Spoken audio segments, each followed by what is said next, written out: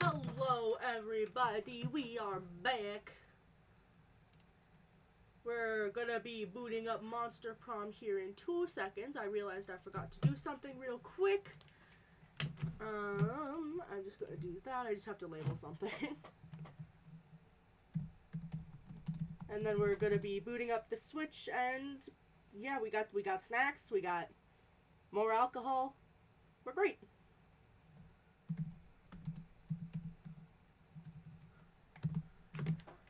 So, we're just gonna bear with me for just a sec as I fight with my Switch.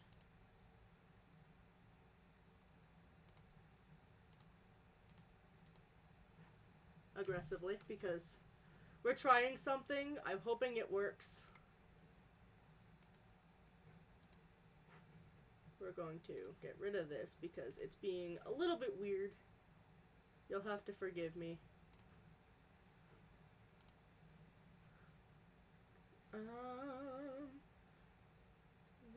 Video capture device. Okay. No, not fucking with me. There we go.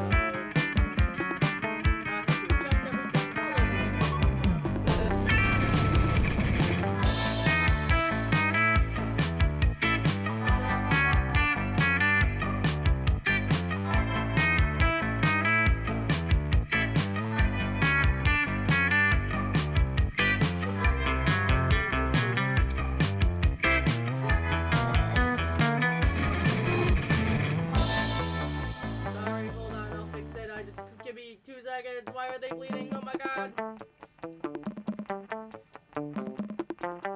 Give me 2 seconds. I'm trying to fix anything.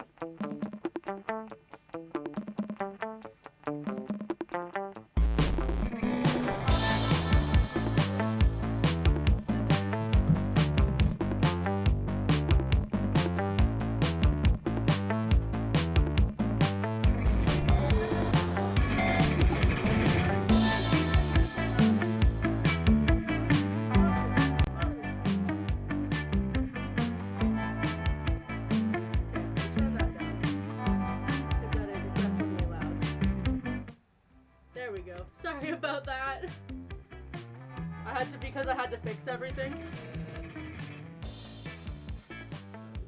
Unfortunately, this is here.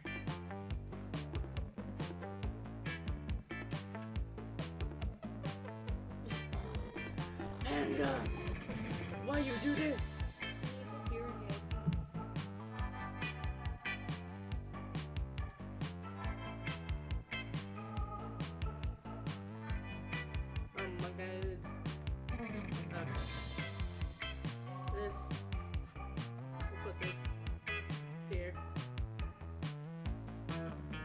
Bigger. Alright. Okay. Now that we are set up and good to go. Ah, sweetie high. Back then we were young and unafraid. Who are you gonna go for? Sometimes it was reckless, sometimes brilliant, sometimes just stupid, but always willing to live life to the fullest. I'm gonna turn that down just a tad bit more. There we go. We were on a wild journey to discover who we really were. I am always Brian. Okay.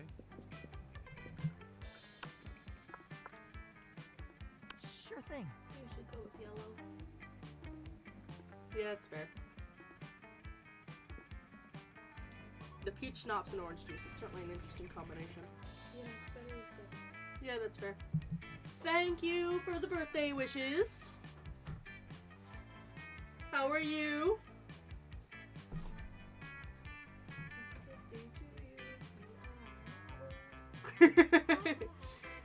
I remember it. Fair. Yes, Puffer is here. I remember it clearly. 3 weeks were left as we fantasized about our dream prom dates as we were all scrambling to catch the attention of one of our 6 most charismatic classmates. Miranda Vanderbilt, 19, a sweet mermaid princess who is as cute as she was genocidal. I think I'm gonna go for Miranda this time. Damien LeVay, a fearless demon with a taste for destruction and a love of fire. Scott Howell, a werewolf athlete who compensated for his rather small brain with his stupidly huge heart. Liam DeLioncourt, which I will probably end up dating. Oh, fair. I still have like the week off, so it's not so bad. Sorry. A hipster vampire whose standoffish demeanor hid the fact that he was truly a lovable dwarf. Yay! And Polly Geist, a party ghost with an insatiable hunger for all the wrong things. What? And Vera Oberlin, a mean, self-made Gorgon with a merciless sense of business. It was clear it had to be one of them, but who? We only had 3 weeks to choose our prom date, and even more daunting, we only had 3 weeks to woo and conquer their heart. But as I already said, we were young and unafraid, and we were ready to start. Imagine not even having the DLC. I do have the DLC. I do have it. I also have Monster Prom too. Because my Switch was broken and I had to send it in for repairs, things got a little fucky-wucky. So I have to go through it. I've got to fix everything and set things back up. Very fun. Mhm. Very fun. Yeah. Worry no more. We're now using our PhD in bullshit to diagnose what kind of deviant sicko you are. Monster Prom's stupidest prom pop quiz ever, TM. We'll throw a bunch of absurd questions at you and turn your answers into your character stats. This way, each one of you will start with having stats that better reflect your true selves. Let's start.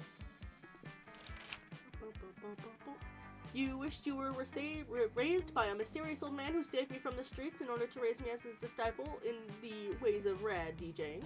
A pack of wild wolves, which also happen to be tech moguls who own some of the most profitable companies in Silicon Valley. They would be kick-ass role models and wild wolves. Sick. A really progressive marriage between a kick-ass venomous snake and actual fire. I love fire and see no issue with being raised by the mysterious old man. See, I can't read any of this. You're gonna have to do all the reading for this game. Fair. Well, I just read off the 3 options, so. School is outdated and lame. We need a school project ASAP. How to correctly punch a crocodile without terrible consequences. Turning people into your puppets through emotional warfare and deception. LOL. Or 101. LOL. Fuck. A critical thought. I mean, damn, this country is really used to a subject like that in school.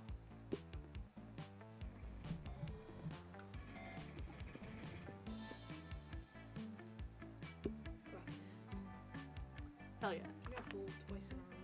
Oh god. The world will end tomorrow. What will you do today? 100 push-ups. No, 200 push-ups. I'll finish my novel. Whoever comes after it at the end should know of my legacy. I always party as if there was no tomorrow, so who cares? It's okay. We invented the apocalypse to take care of the overpopulation of commoners. They always tell you the world is ending. I profit on other people's hysteria. Nobody ends the world but me. I'll end the world today. Yeah, fuck you. I guess I'm gonna go for Damien, I guess. Yeah, that makes All my sense. stat stuff is for him.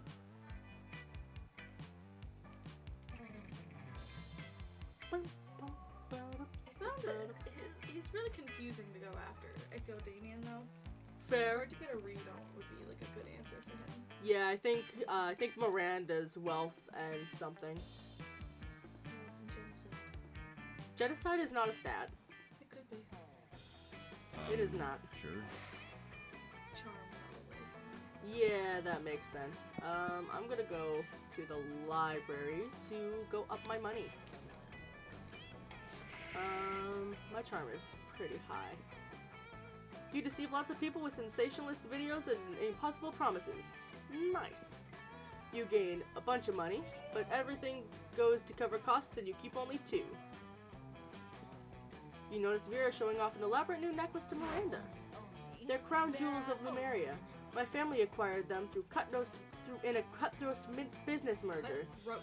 Blech. Yeah. There's no roast in that. I don't know what I was thinking. Do you like them? Oh yes, very much. Such a shame that the Lumerian royal family, about the Lumerian royal family though.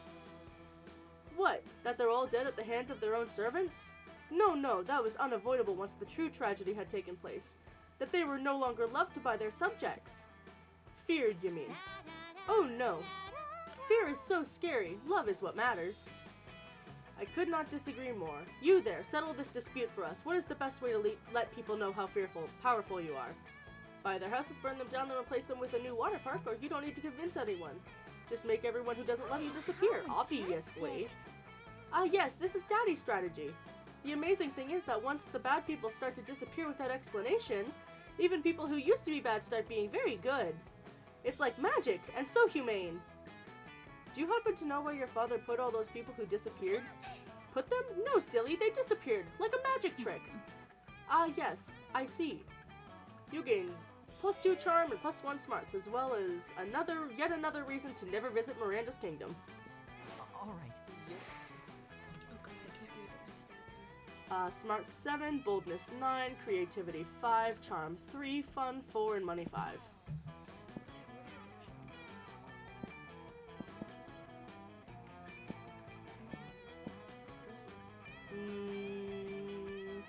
Let's get boldness from the back there. Auditorium is creativity, class is smarts. Outside is fun. Bathroom is bold.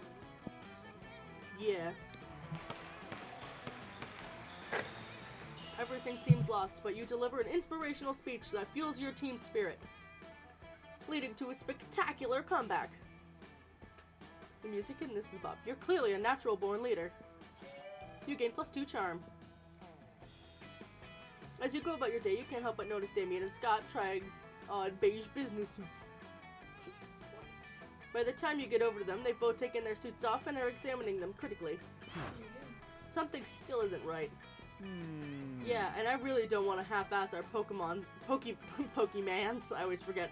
Pokemon's cosplay. Coach says we have to always use our full ass on everything. I'm with you, man. Nobody gives more of a shit about the classic Pocket Humans video game than me.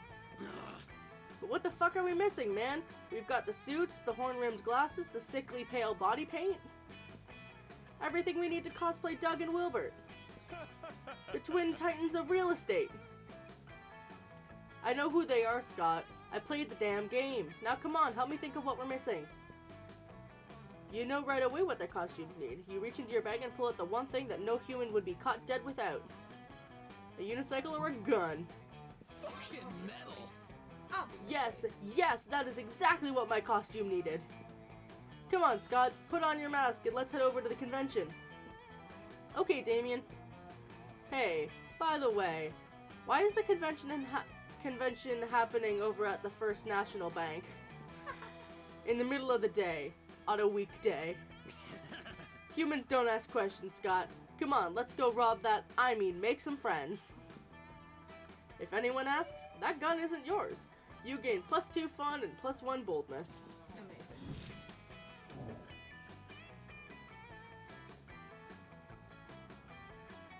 Hope you've had control of this. Huh?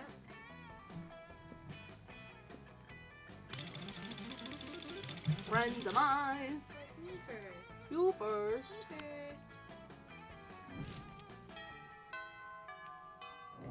I think my problem with Damien is I Alright. keep going for boldness, and I think the boldness against his boldness is what keeps me getting beat up at prom. So maybe I need to go for charm instead. Maybe. You find Scott, Damien immersed in their favorite mobile game, Pokemans Go, based on the classic Pocket Humans. My Reginald Bosworth uses income tax audit. Oh no, my Lindsay Roberts never saves receipts. It's super effective. Haha, I'm now for the finishing blow. Wait, what? Reginald contracted lymphoma, whatever. There's no I. Reginald's lymphoma deals 500 physical damage to him and 999 emotional damage to him and his loved ones.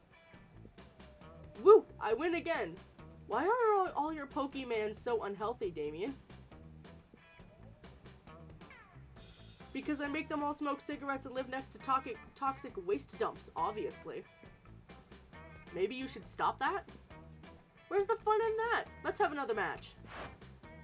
What are you two nerds doing? Nerding around? Nerd up, nerds. Whoa, Scott, is that you? We didn't recognize you under all that nerdery. What are you doing playing a dumb video game for stupid babies?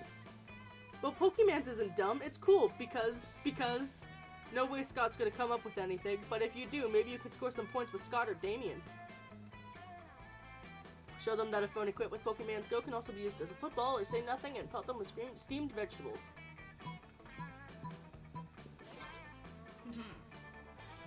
Ah! Vegetables! We hate those! Stop it! Seriously, pelt us with ground beef or something. At least some sausage or pig's ears. Sausages. Snot. Isn't that in there? What? Goddamn. How about forks and knives? Oh, you can read those. Some knives and knives? I'm just gonna keep throwing knives. I just wanted to read that. Ah, these knives are almost as bad as the vegetables. I feel that. But not quite. Guys, come on, stop throwing carrots and knives at my cousins. You stop, alright? As soon as the wolf pack have retreated out of range. Nice thinking! Finally a use for vegetables, am I right? Facts. Damien barely remembers to take the knife out of his hand before high-fiving you. He does, though, so that's a win. Hey, Sure. I'll take a stab in the hand for Damien. Vera's about to lift a glass of scotch to her immaculately painted lips. You can also drink whatever at this school, apparently. When Miranda screams, "Stop! Don't drink that!" What?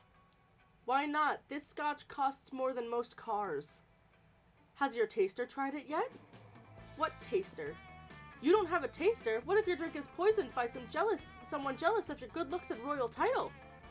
Listen, Miri, I only drink 4 things. Scotch, red wine, the tears of my enemies, and straight up poison. You drink poison on purpose? Miranda, my hair is venomous snakes. You think poison actually harms me? Well, you should still have a taster. What if someone puts really spicy hot sauce in your drink? Or poison? What do I have to do to get you to drop this? Simple, hire a taster. Fine, any volunteers? This might just be the big break you've been looking for. You raise your hand, and when Vera picks you, you drink all her scotch, enraging Vera and delighting Miranda, pretend to be poisoned, terrifying Miranda and amusing Vera. Definitely doing this. What are you doing? That bottle cost as much as the first Apollo mission. How do you feel, Royal Taster? Are you poisoned? Well, you're not poisoned, but you're pretty fucking wasted. You give all the Mirandas you can see 2 big thumbs up. A job well done. Now Vera is sure not to be poisoned. Well, yeah, because there's no scotch left to be poisoned by. Don't listen to her. You did well. Come with me. I have some other beverages you must simply verify for safety. You spend the rest of the night getting wasted on expensive liquors at Miranda's place. Courtship never tasted so good. Fuck yeah, we love getting wasted. Yep. Random. Yep.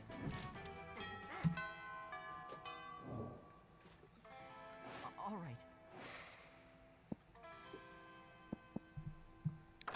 What's up? Oh shit, I forgot she was there. I didn't see it. Welcome to my little shop. Buy some shit. I have shit that will boost your stats, shit that will lead you to stupid new adventures, and some shit that might be much needed at very specific moments. So take a look. I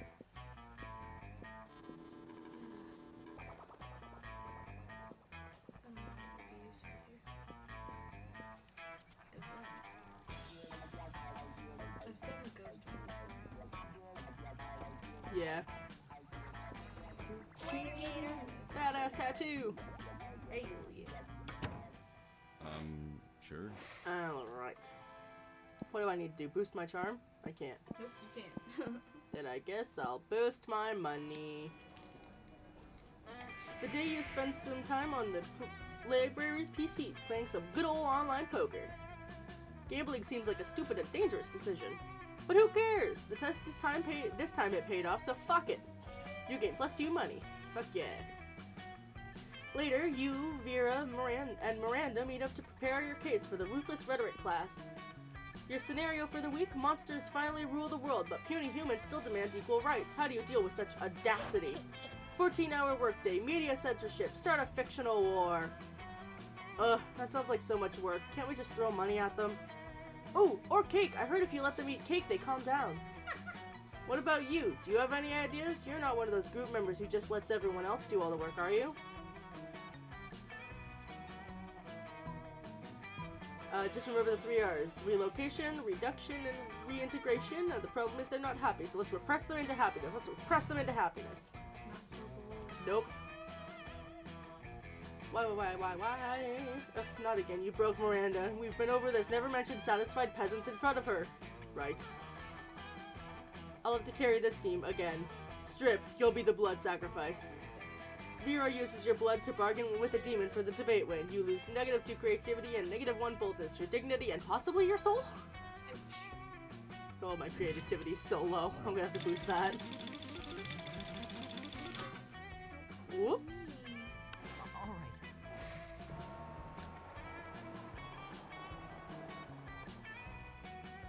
You're the one with it. Oh. The weekend you're at the movies when you receive a summons from Miranda. Oh, thank goodness you could come. Technically, Miranda's guards forced you to meet with her, but you'd rather not split hairs. I'm contemplating a decision of extreme gravity. To ask Brian or not to date. What? To ask Brian or not to date? To date Brian or not to date. Okay. There was no ask in that sentence. I'm sorry. As you are framed throughout the school as wanton Lothario, I thought I'd best ask your advice. But please, be sure to frame it in terms that I will understand. Something simple and straightforward. In short, I need you to tell me which item of silverware Brian most closely resembles. Gilded shrimp tongs, delicately inlaid with diamonds and baby teeth, or bread. I literally don't even know. Let's do this really fast. Shrimp tongs! Heck yeah! Only the most elegant of silvered wares. And gilded! Gold on top of silver, how decadent!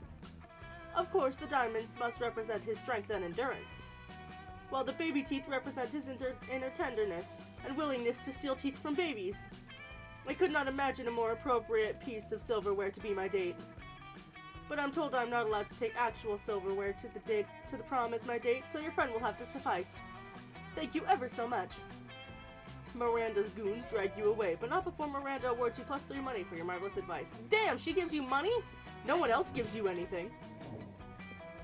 Everyone chooses an object, you have control of it. No, I do. Never mind.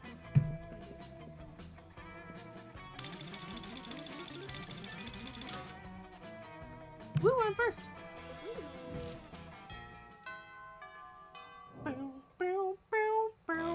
Sure. Fuck it. Gotta boost up my creativity, damn. I like that he's the dragon. Yeah. That day, while rehearsing for the class play, it's as though the muses themselves have descended to give you a figurative blowjob. Your performance is intense and inspiring. It will be remembered for generations, which is pretty rad by high school play standards. You gain +2 creativity. Afterwards, Miranda summons you. It feels weird to be summoned, but you comply. You can't resist her merman goons. Greetings, fellow classmate. Thank you for coming, my dear. I have finally decided to trust you with my most important aspiration. I am destined to be the queen of prom. The royal ascension is nigh. We must prepare. Most of my competition is naive. They foolishly assume that prom queen is a purely ceremonial title. Except Ursula Jr. She's proving to be quite a worthy rival. I respect that. Which is exactly why we must destroy her reputation immediately. Any thoughts? Let's convince everyone she likes humans. It doesn't take much to make someone look bad in this day and age. You, however, are monsters and went for total overkill. You hire a Chinese hacker to implant 10 years of pro bono work rescuing human babies from lawnmowers in Ursula's name. At recess, Dr. Babylove of the Babylove Institute appears out of nowhere and presents her with the Humanity Award. Yes, this will seriously harm her standing with the evil lawnmower creature. Contingent. There, yep. That's what I thought. That's an important voting bloc. They're the ones who keep the schoolyard so tidy. You gain +2 boldness and +1 smarts. All right. I have 15 boldness right now? Yes, you do. Oh god. That day, an epic dodgeball match takes place. At one point, you're about to be eliminated by a player from the other team, but suddenly you convince him not to throw the ball with your heartfelt speech about the importance of everybody's lives. The player bursts into tears, and you take advantage of the moment of weakness, throwing a ball at him. You lose -5 mercy. That stat might be useful in Monster Prom sequel, but it isn't now, and you gain +2 charm.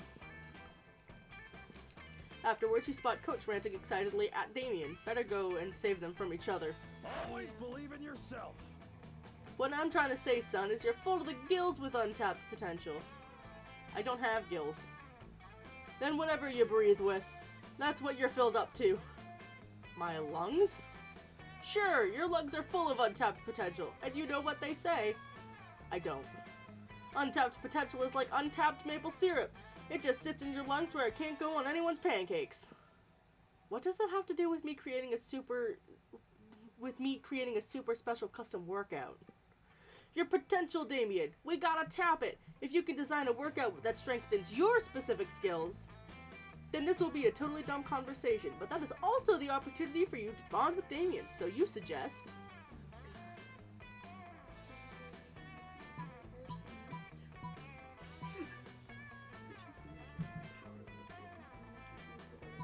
Hairdresser?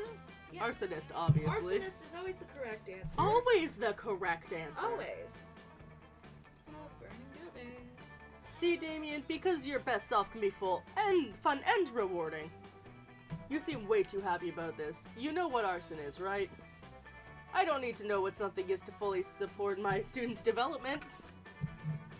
I mean, okay, I'm totally willing to take advantage of your ignorance, but just so you know, I'm gonna use this as an excuse to set fire to...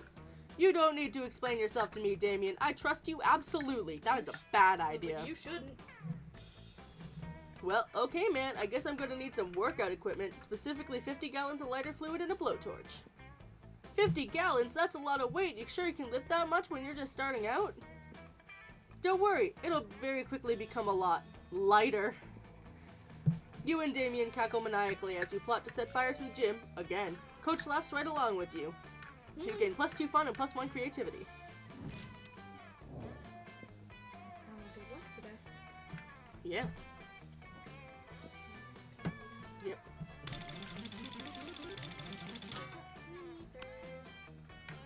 How rude. All right. They're sitting together. Oh, damn, that's cruel. Haha. You come upon Darian staring at Miranda's elaborate silverware spread over her while her eating servers chow down obediently at a neighboring table. I still don't get why you collect all these stupid forks and spoons and shit. What a noob.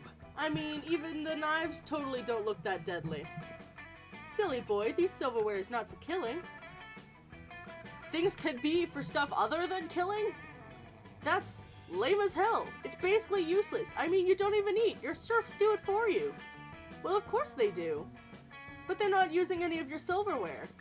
Naturally they aren't. Serfs must eat with their hands, as befits the lower classes. So you're saying the silverware collection has no practical purpose? Things have practical purposes? These two could go round and round like this forever unless you do something unless you say something to resolve the dispute.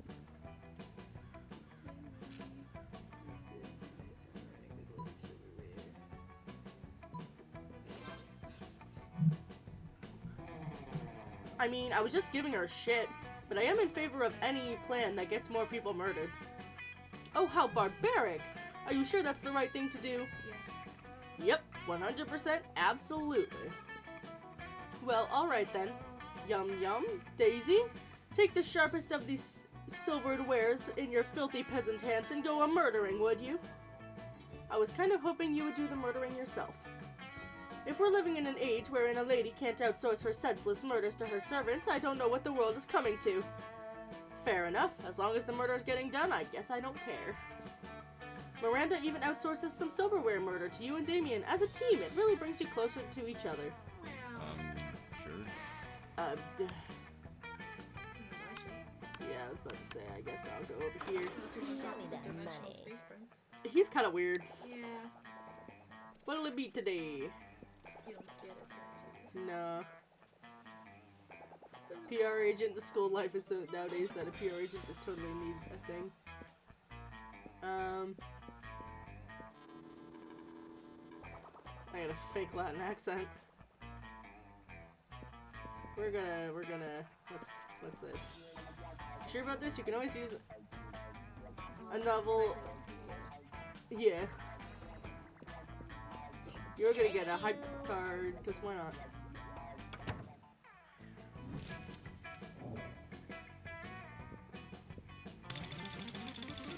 Random. Damn it, you go first again!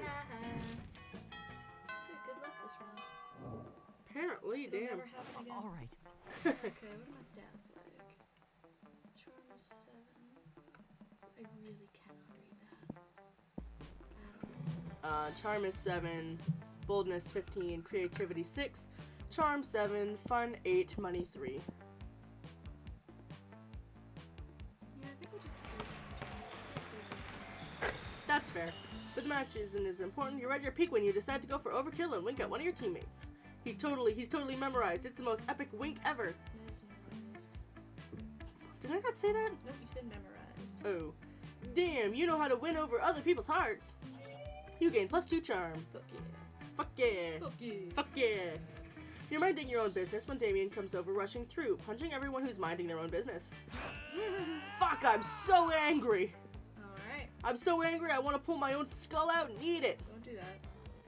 I'm so angry I want to set the school on fire, then punch the fire in its fucking face. Do it. I'm so angry I want to spend years accumulating political capital so I can become president, then use nuclear codes to blow up the sun. And you're standing in my way. Move before I punch you so hard you'll remember with melancholy the times when you could move without all your bones hurting. Jesus Christ. Oh no, violence incoming. Think fast. Joke's on you, pal. I'm pragmatist. I avoid any kind of idolization of the past because it has no use and therefore refuse feeling any kind of melancholy. No time to think of anything clever. Start dancing for no reason. Oh, damn.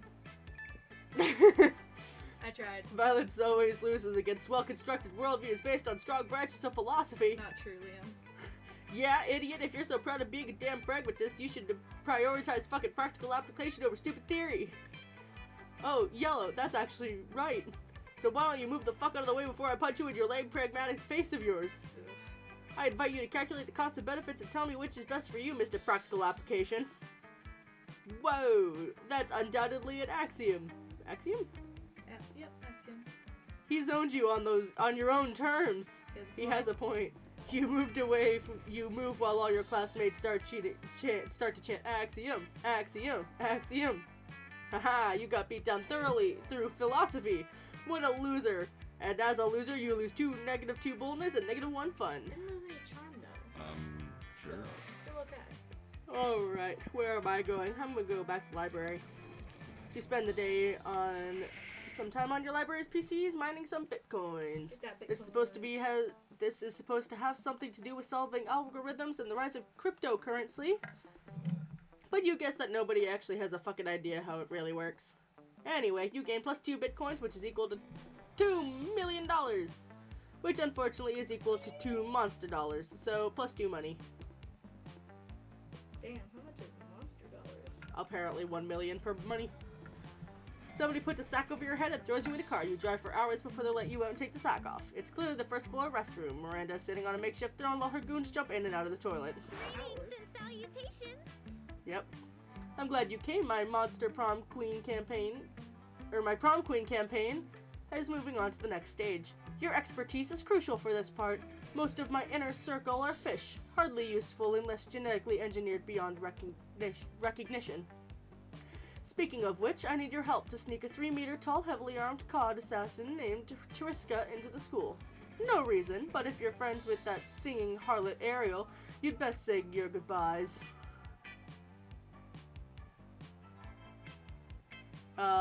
Do nothing. Every student at our school is some kind of bizarre monster. Or we need a diversion. Release the Kraken. What do I do? I feel like releasing the Kraken might be a bad idea. Yeah. Oh, that is so true. As a matter of fact, I think we already have an enormous heavily armored codfish at our school. Tereska can simply kill him and take his place. As her father always says, you can't make omelets without severe collateral damage. This is the sort of plan Tereska should have been able to come up with on his own. He's the assassin after all. I almost did a lower class job. Whew, you saved my dignity. Doing a cod's job is like 100 ranks beneath me, right next to being from Iceland. Ouch. Ow! Poor Iceland. You've just averted a real crisis there. You gain +3 boldness.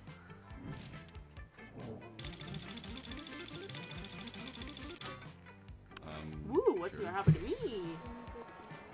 You're practicing your moves against the invisible ninjas who are totally real and totally after you when you when you spy a much more visible threat. Yo, fuck Hammer, I need your advice about something. Do you know what the most powerful force on Earth is? Stronger than anvils or swords or my 9-pack abs? Damn. It's love, and I think I might just be in it with your buddy Yellow. And sure, love is already hardcore, just because the feelings are so strong and that's badass, and the love will undoubtedly be as strong and badass if it turns out that Yellow is hardcore as I think he is. But of course, there's only one way to judge a person's true soul. You know him pretty well. Do you know what his inner murder weapon would be? Well, duh, of course you do. By which you mean you're totally about to make it up on the spot. So now's the time to decide Yellow's fate. Fun, right? Don't be a dick. Unless you want to, in which totally go for it. Major cardiovascular disease. Yellow is the ultimate murderer, the leading cause of death worldwide, something capable of catching up to tough motherfuckers who have survived everything else. Yes. Thank you. Damn! I wouldn't have even thought of that. If major cardiovascular disease were a knife, they'd be the sharpest and deadliest knife ever. If they were a sword, they'd be 2 katanas. If they were a gun, they'd be an atomic bomb. Fuck yeah.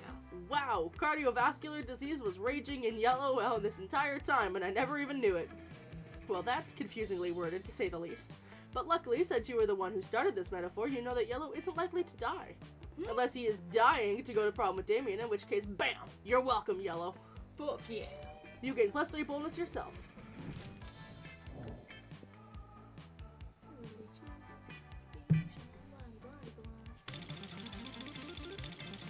Damn, what's up with you going first all the time? This game likes me for some reason. Apparently. So it won't let me hit the button, so you have to. There we go. Sorry. All right. Ugh. Hey, whoa.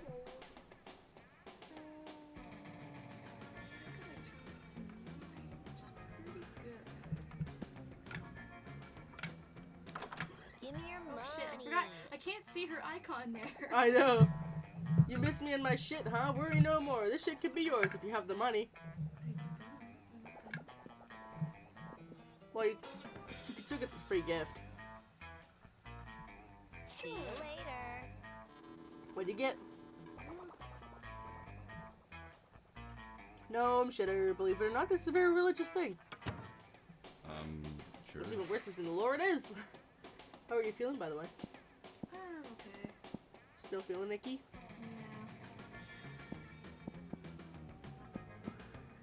Guess back to library since you're in the auditorium. But who's really one to blame if they respond to such a blatant scam? You lose +9 karma, which is inside the game, so who cares? A blatant game. +2 money. I keep losing stats that are not in this game. You're minding your own business when Miranda comes rushing up to you, clearly distraught. Most terrible news, friend. I have just watched a documentary, Game of Thrones, and now I fear my own royal family. I didn't realize how susceptible we might be to random acts of treachery. How often we romance our siblings.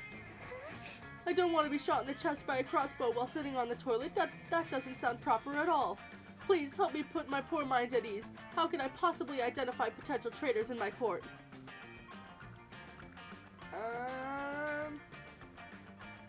Just keep an eye out for classic side, shifty eyes, black hoods, ordering knives in bulk. That is gonna get Damien killed. Yeah, pretty much everybody's a traitor just when the She is genocide. Yeah, Miranda's so excited by your advice that she skips out of school to try it out immediately. The next day, she finds you in the hall, clearly overwhelmed. The most wondrous, glorious news, friends. The traitor is caught. The kingdom is saved. If not for your shrewd method of detecting, I might have never discovered the treachery of Balthazar the Loyal. He raised me from an infant and tried to teach me right from wrong, never betrayed my father nor myself. The perfect cover for a traitor. I might have gone a whole life not knowing his true nature, and had not spinning the bottle cut through his layers of deceit. Would you like to accompany me to the execution later? There will be popcorn. The popcorn is very good. You try not to think too much about whether Balthazar was actually guilty. Either way, you gain +2 fun and +1 charm. Jesus. Poor dude. What did he ever do? Nothing at all. Damn, you first again. Also, we keep speedrunning this game. All right.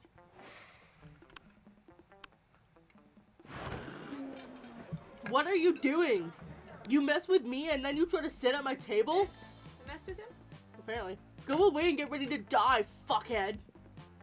You just eat in the corner in silence. Will you die soon? Who knows? Meanwhile, nothing else happens. The fuck just happened? As you think this is unfair, next time don't try to sit at the table with the person who has expressed his desire to murder He you. didn't!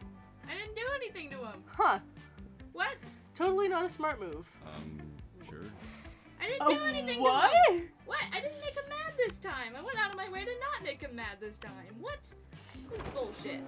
The table you choose is quite crowded. Liam sits across from Miranda, who is flanked by 2 well-dressed servants. One of the servants cuts a slice of Salisbury steak and feeds it to the other. Seriously, Miranda, you have servants chew your food for you? What? Of course not. That would be barbaric. The servant happily swallows a Salisbury steak. I have servants eat for me. They're called eating serfs. Don't you have any? First of all, no, I don't eat food. Second of all, that totally defeats the purpose of eating. Aren't you worried about starving?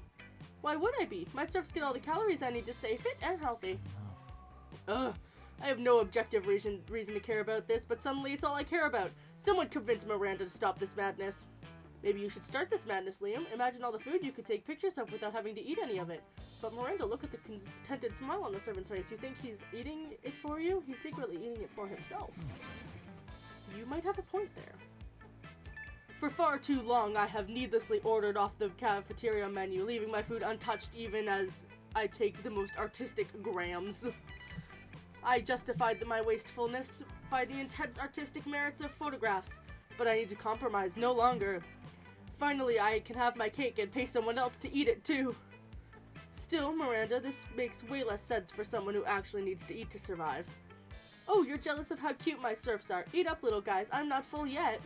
Seriously, how does Miranda keep up from starving to death? Do they put an IV in her while she sleeps? Whatever. She's happy. I'm still pissed. I didn't do anything to make I him know, mad. right? What the fuck? Why do you keep going first? I was there though. All right. Where do you want to go? So I don't get anywhere. Doesn't matter. Yes, we can't even see where the shop is because it appears on the... Yeah, that's unfortunate. What? Oh. Amidst the battle, you spot a fellow player that seems utterly discouraged. She thinks she's not worth anything at dodgeball, and she attempts to throw a ball at herself. You explain to her the many ways you think she's unique and wonderful, and also defending the many pleasures in life. With your help, she's capable of finding reasons to keep playing and gains a sense of self-worth. You gain +1 BFF. Sadly, she's not part of this game, so that beautiful relationship will take place off-screen, and +2 charm. Afterwards, Damien comes up and punches you affectionately in the shoulder. Hey, asshole, go to hell. Like, literally, my house is in hell. I'm inviting you over. Don't read too much into it. Slay! In his bedroom. Only one problem. In order to get there, you kinda gotta damn your immortal soul. Slay, I'll do that so quick. So how about it? What crimes against God and man will you commit so we can hang out?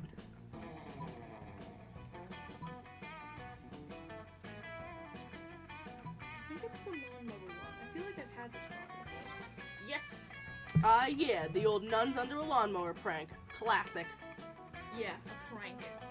Let me know if you need to borrow my lawnmower. It's got monster truck wheels and a grenade launcher. I feel like I need to draw our monster sonas for this. We were talking about our monster sonas at one point. Yeah, but you are a cat girl now, so I'm not gonna actually make you a cat. Oh, fair enough. Yeah, my Monster thing. my initial where cat. Where cat. Where cat. Because initially I was gonna be a golem. Yeah, but that's you. That's not Yeah. the trooper. Yeah, that's fair. I can What have would I both. be? That's the important question. 'Cause yours Siren. is straightforward. Siren. Siren? Really? Yeah. That's like me personally, but like my avatar. I don't know about your avatar. Chat! Chat! Help! What is the world coming to? With the help of Damien's lawnmower, you It's are a nun mower. with the help of Damien's nun mower, you were able to give a whole convent of nuns, even if they were all black belts in ninjutsu. Nunjutsu. Nunjutsu. Panda, what? We're doing monster prom sonas. What would my monster prom sona be? Rue's a werecat. Like, what should I be? I don't know. I actually want to see if Panda has any other ideas for me as well, other than werecat. Is there any other? You could be like a bakaneko. Oh, what? A bakaneko. What is that? That's a Japanese yokai. Oh, fair. They have two tails, and they're either really nice or they'll fucking kill ya. I can be both. Yeah, it's basically a ghost cat with two tails. Sure.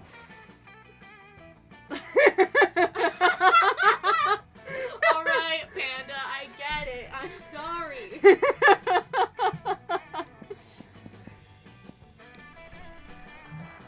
One day while rehearsing for the class play, you do a terrific job at acting. You act so hard that some of your classmates in the audience throw roses at you. 7 roses to be exact. Damn, roses aren't a valid currency or stat in this game. Anyway, you check your converter app to see if this could translate to something a bit more useful. Seems 7 roses equals 2 creativity points. Ooh, you're getting the grill started back up. The gorilla. Hell yeah. Fuck yeah. Just let me know Meat. if I need to make decisions. Yep.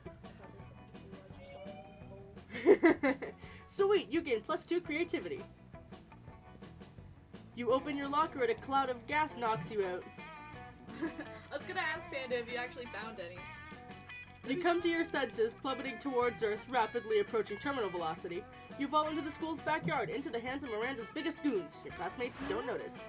It didn't work. Neither of them noticed your glorious fall. People are so used to spectacle at this school. Nah, it didn't pop up with anything, Zagara. Damn. I'll figure it out. This slow ascension is tiresome. I need a glorious act. A grand gesture to secure my throne. Can you think of something while I flay my salmon? No more talk. We bring war. We build a monument to you, Your Highness. It will rival the sun and the atrocities your family committed. Damn. Why Only would what- She doesn't know that her family commits atrocities. Ugh, but she's genocidal. I thought she knew. No. Father wants me home by 5 to I shouldn't even be here. Father wants me home by 5 to violently suppress a rebellion. Ugh, damn. You silly goose. That's fine. My money is high enough. Yeah, but if your relation status. Who are you taking to prom? Damien! Where's your remote? Right there. Will it actually work this time? I hope so. Yo. And I didn't get into a fight at prom. I didn't piss him off enough that he's gonna fight me at prom. This is on. Did you remember to turn it on? Yeah, I did. Okay. I'm impatient. Yes. Will it work? Sure. Will it work? You finally pluck up your courage to ask your beloved to monster prom with you? What? I'm sorry to tell you this, my friend, but I think your princess is in another castle. Damn. You've moved on from this horrible, shameful failure. You become a functional person and eventually meet a sweet banshee called Ash. You share lots of common interests, and after dating for some years, you married. One day, in the middle of a casual conversation, you mentioned how you couldn't get a date for Monster Prom. Despite your years of happiness, your marriage couldn't endure such a pathetic revelation, so Ash abandoned you the next day. Whoa. And thus you lived the rest of your life alone and sad. Never forget, Monster Prom is the most important thing. It's true. All right. Your turn. My turn. You got your remote? Yeah. Alright, look up your courage. And ask the most beloved to go to Monster Prom with you. Prom? With you? You dumb fuck.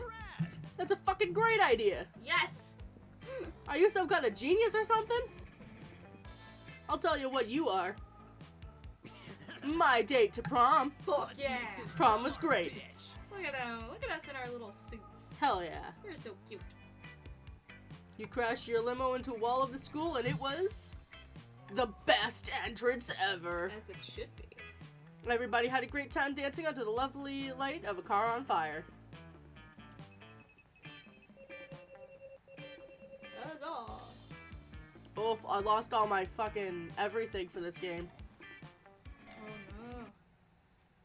That's okay. We can slowly rebuild them together. Hell yeah. We'll play more Monster Prom and then I can make a special new PNG for Monster Prom.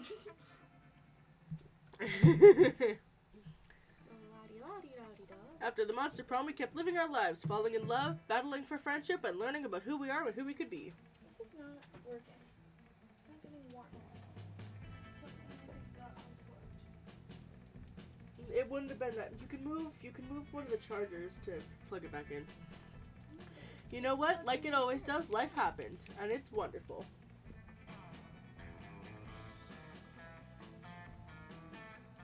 Weird. Miranda started a non-profit to help countries without a monarchy, because all countries should have the right to be graciously ruled by the Mer Kingdom. Damien loved fire to the very end. Unfortunately, that wasn't a super legal affair, so he ended up in prison for arson. Fortunately, prison was flammable. Scott became world-renowned athlete, but he ended his career to come back to his hometown and take the job of the athlete he admired most. Now he's back at high school again, working as the coach. That is a very good job for him. I love that. For those 3 weeks, the Monster Prom seemed larger than life, and then it was gone just like that. The battle for Monster Prom might have ended then, but there were plenty of battles left in the war called youth. But once again, we were young and unafraid, and we were ready to start. What do you say, we do one more round and then end stream?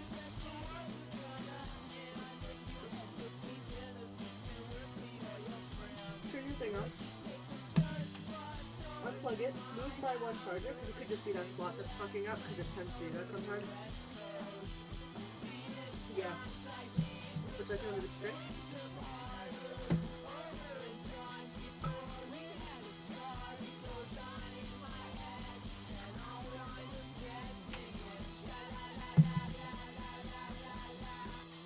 Let's give it a minute to warm up.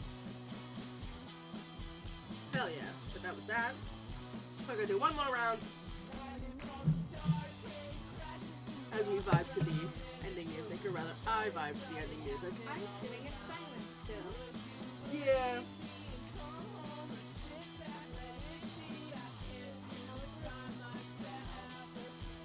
No?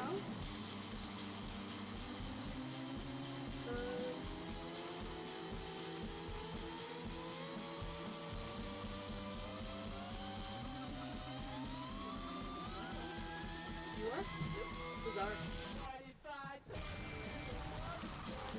So therefore you don't pick it up. You know, as you should. Oh, sketchy. Fair. Yeah, it's not heating up. This one heats up really fast, so.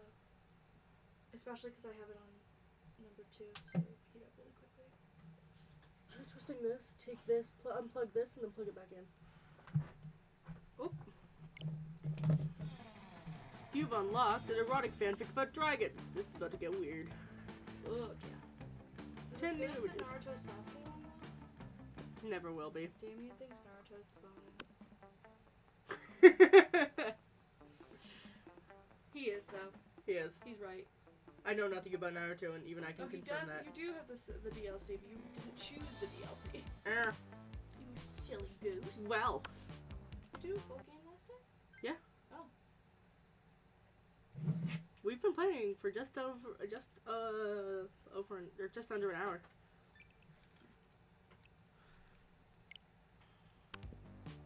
Ah, spooky high school, the sweetest years of our lives. Back then, we were young and unafraid, sometimes reckless, sometimes brilliant, sometimes stupid, but oh, there we go. She's steaming. As if you couldn't hear that based off of the sizzling of meat. Just immediately you know. Sometimes stupid, but always willing to live life to the fullest. We were on a wild journey to discover who we really were. I am Brian. Herder. Yeah. No, I like Brian. Brian is Brian.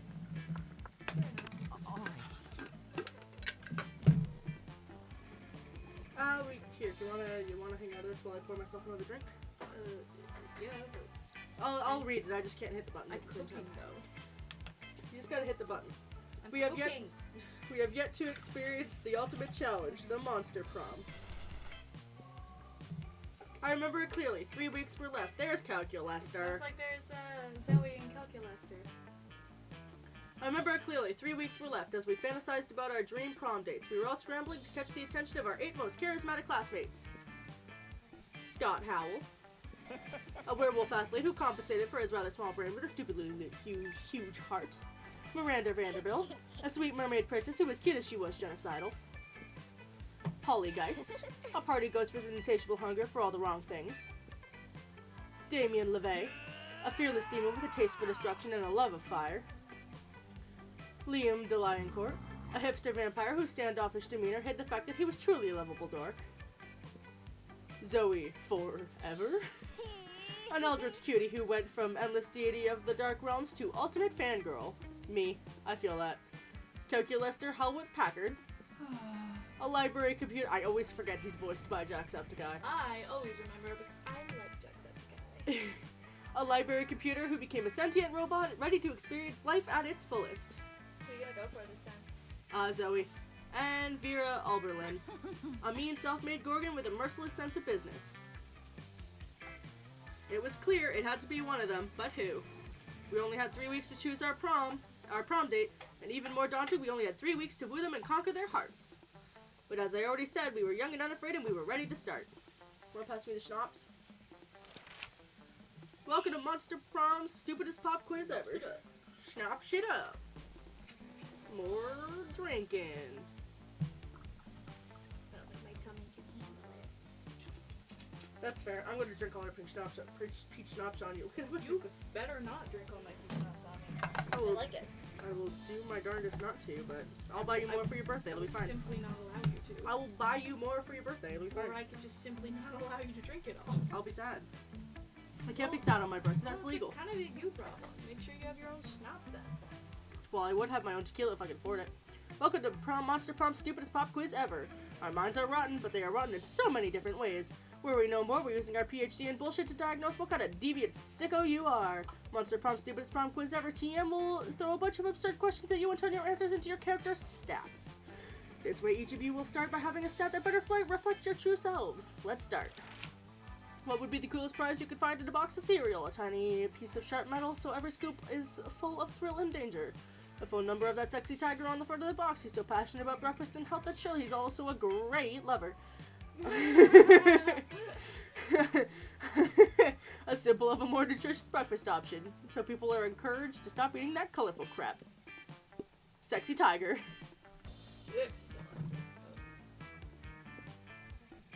Always gotta go with the sexy tiger. See, if I pick this, I'm just gonna get bold stats again. Yeah. But I'm gonna anyway. Love the smell of meat. Nerd. Which god do you pray to each night? Praying is for fools. I took compromising pics of a god molesting a tree. Now I blackmail him for whatever I want. A lot more effective. Oh, I pray to all kinds of gods. I have business where people pay me to deliver their prayers every night. I even started looking for a Chinese factory to outsource the prayers. Praying is lame. I have a group text set up with some deities. Dionysus, Basset, Loki, coolest cats in town. Hat. I did praying is for fools. Praying is lame. Group chat. Domeets. What would be your dream first date? Sexy decompiling. A lovely walk in the forest after rescuing a date from dragons. Sweaty and manly wrestling match. Wild party in international waters. A professional meet where you charm your date with some astonishing business advice. A fierce fight to start a lifelong rivalry. That, Blah, blah, blah. no, none of A those fierce- words happened. I just, A fierce fight that starts a lifelong rivalry to open to becoming something else, or a professional meeting where you charm your date with astonishing business advice. Sexy decompiling.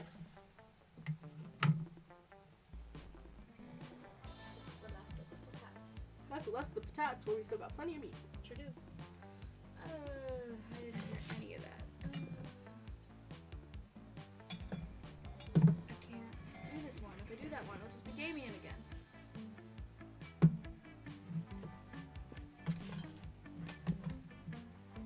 So I'll go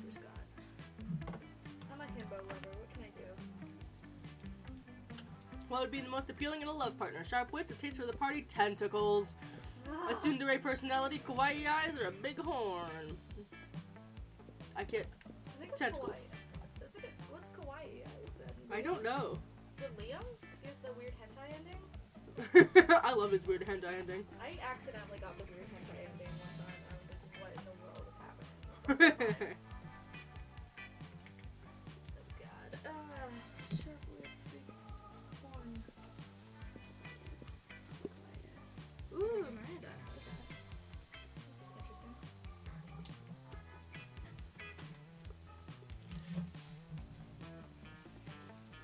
Kawaii is a panda. True. Why is it panda?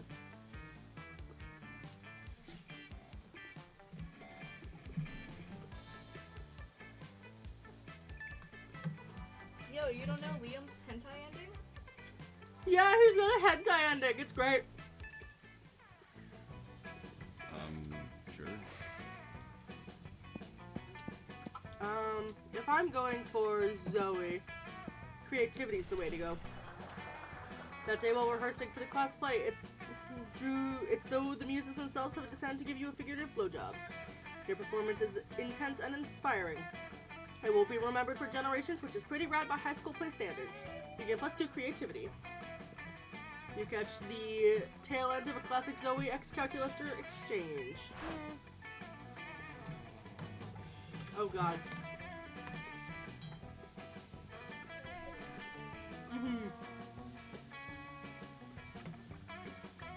But student ex-teacher fics are super overdone.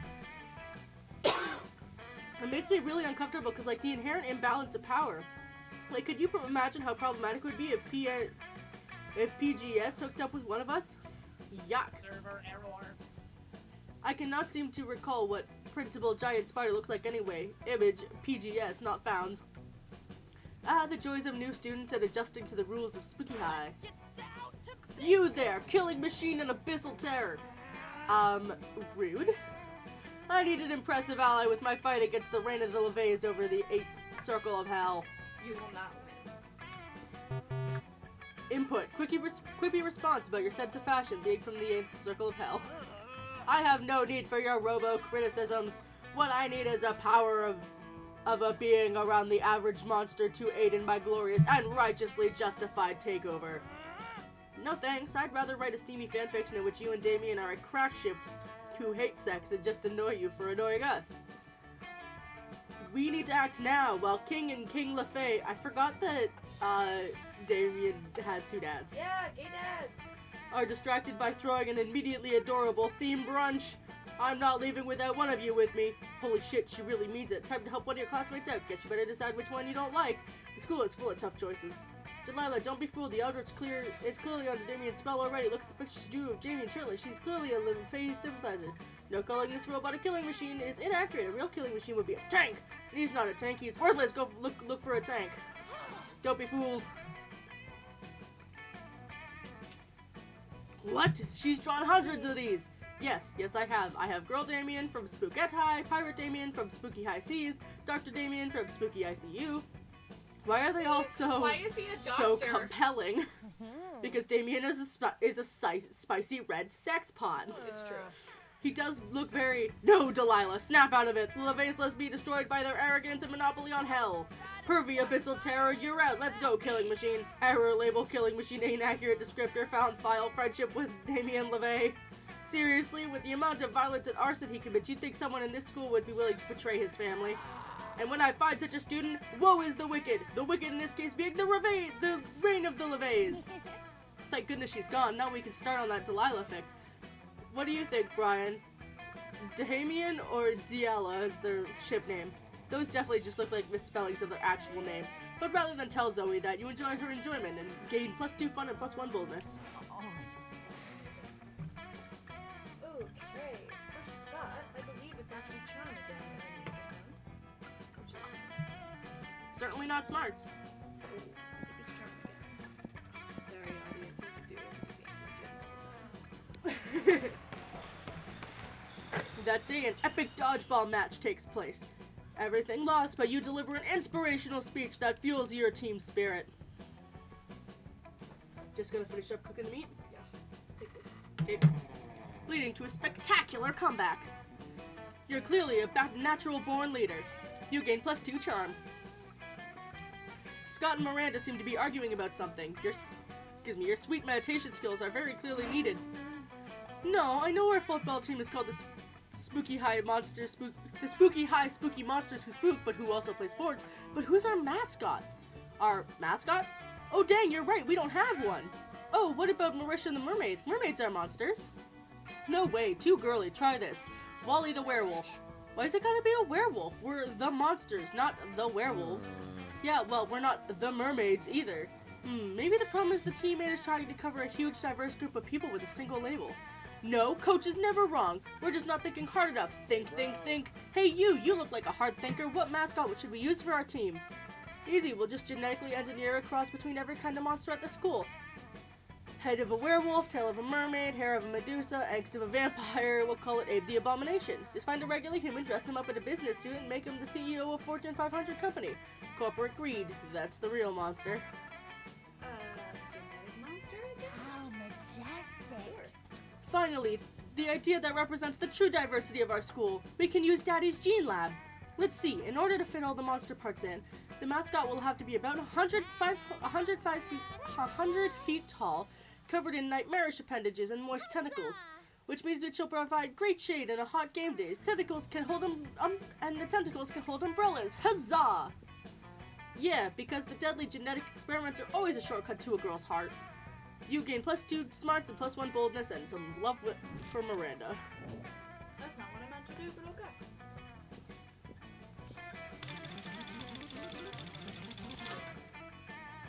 Back to the gym, I assume? Yeah.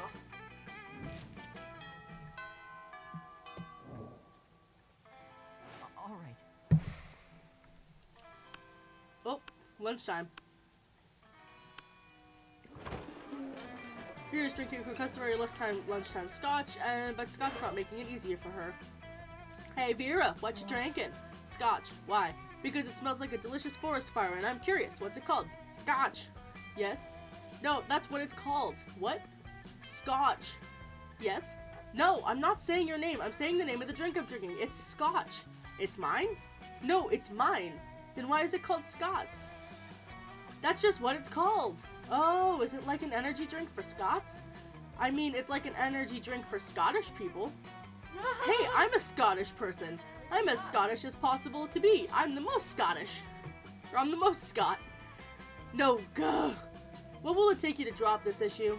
Scott's not gonna drop this issue unless you do something. So you cut in and say, yeah, it's called Scott's, but it's actually opposite day, so everything that's Scott's is actually Vera's. You're right, Scott. This drink is your birthright. Chug, chug, chug, chug. You don't have to tell me 5 times. Bottoms up. No, what are you doing? Stop.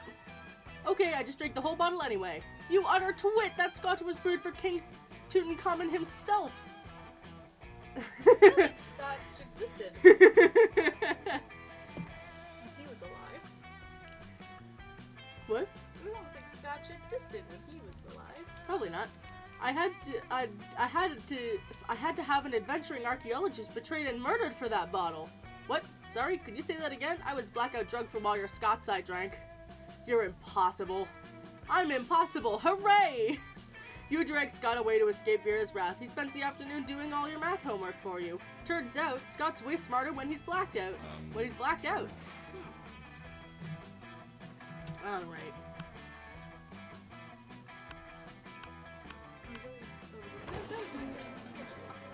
You stay with Zoe and Damien. Zoe.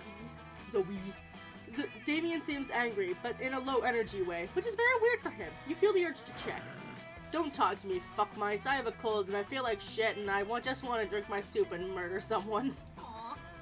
What's in that adorable little cup you're drinking from? What? This cup is not adorable. It's a trophy that I took from a super buff dude after I killed him. But it says #1 son of all hell on it. Yeah, well, maybe the buff dude was the #1 son of all hell and I killed him and took his soup mug. Shut up, don't look at me.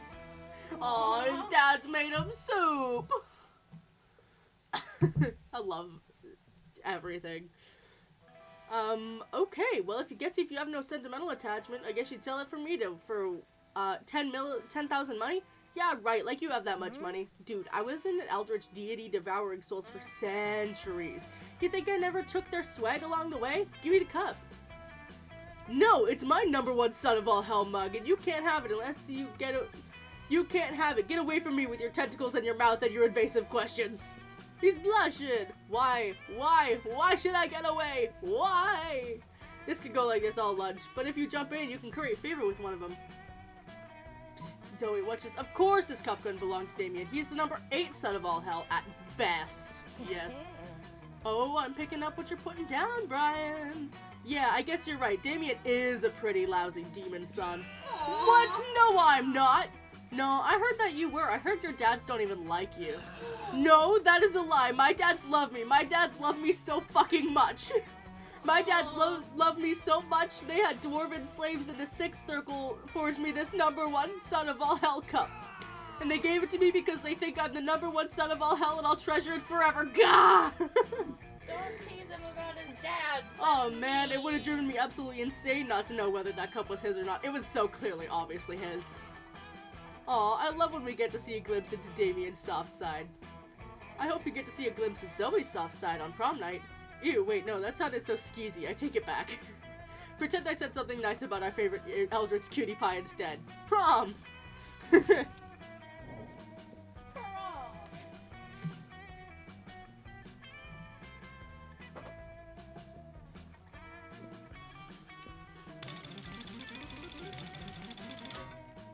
Whoop, I get to go first.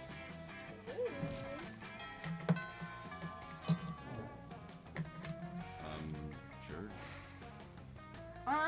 Where do I wanna go? Auditorium. Hey, stranger. Oh, she's in the auditorium.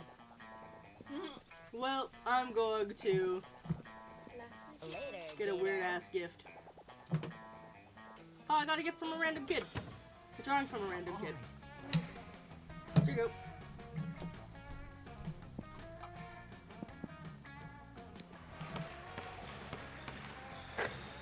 On that day, an epic dodgeball match takes place. Many people fall during the battle. You can't take any more, so you valiantly go straight to the other team's leader and start negotiating for a truce. After hours of intense diplomacy, you commit an agreement. What an unexpected twist!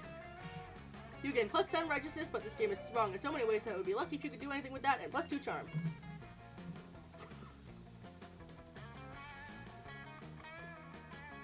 Out of the corner of your eye, you spot Scott and Miranda staring intently at a picture of a seahorse. Looks like a killer seahorse, Miri. What are you so worried about? Well, you see, one of my daddy's subjects gave me this horse as a gift. And well, you've heard what they say, haven't you?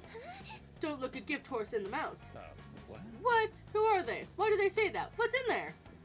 I don't know. That's why I'm so distraught. I'm terrified that I will accidentally look into the gift horse's mouth and see what? A gross butt? Another tinier horse? A world without sports? Yeah. I don't know, and I don't want to find out. Come on, Miri, you gotta find out. You gotta find out for, what's this thing Miss Ferrato is always talking about? Science? Yeah, for science. You gotta, right? You realize Scott's looking to you for your opinion. They both are. What do you think Miranda should do? For science.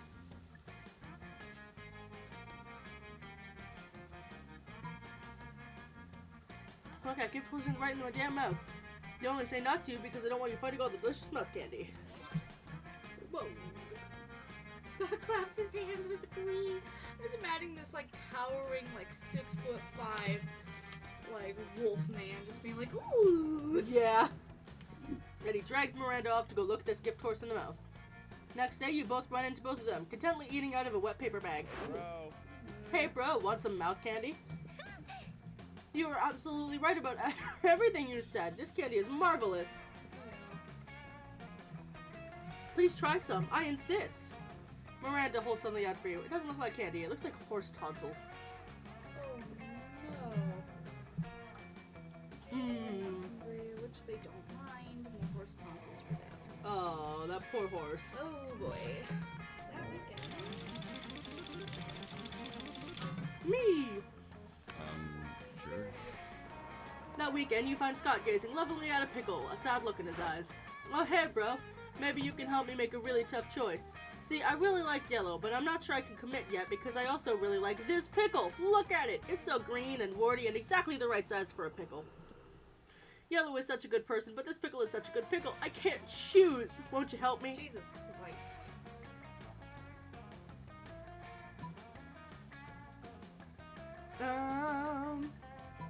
It's literally just a pickle.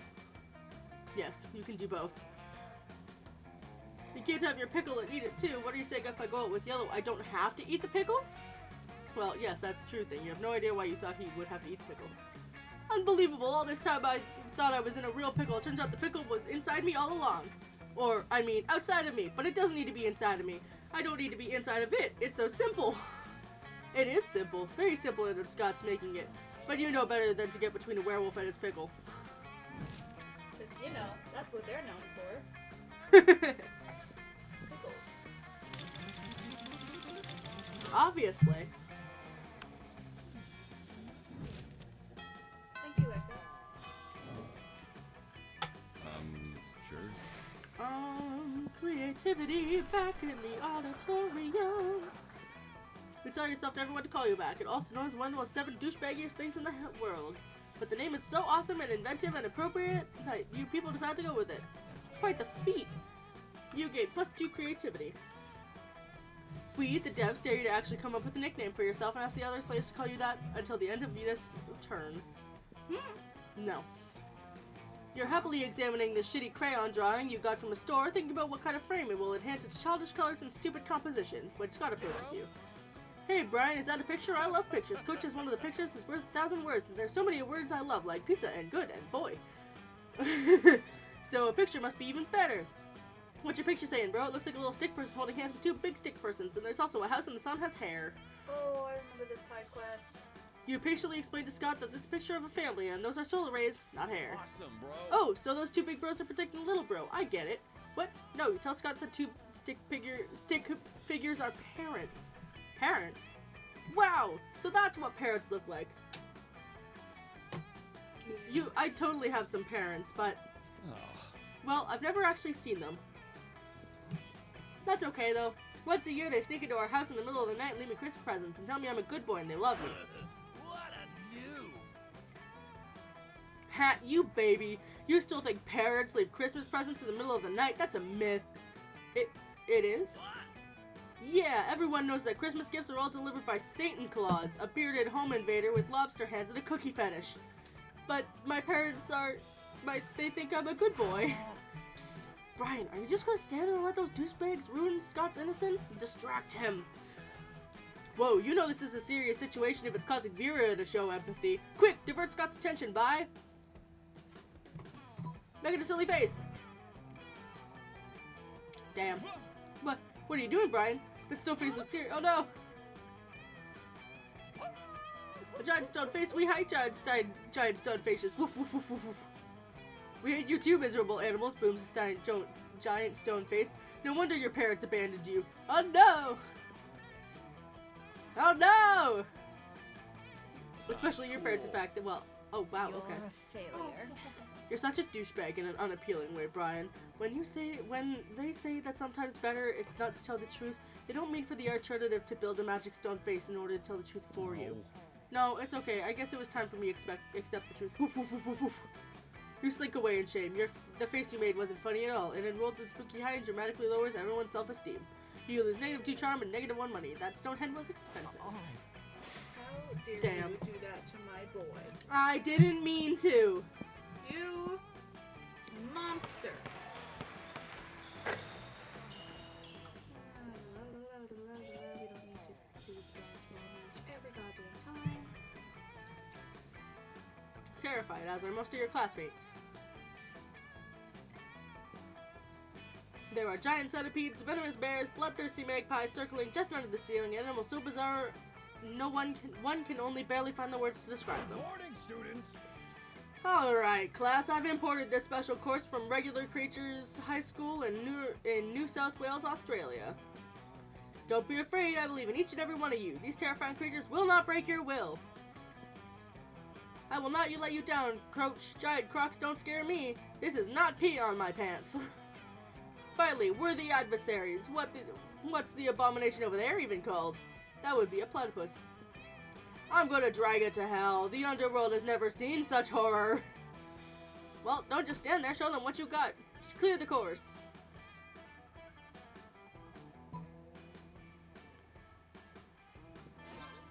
Cute.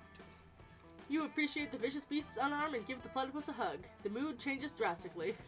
Soon, Damien is riding 2 crocodiles like jet skis, surrounded by swooping magpies that chant his name.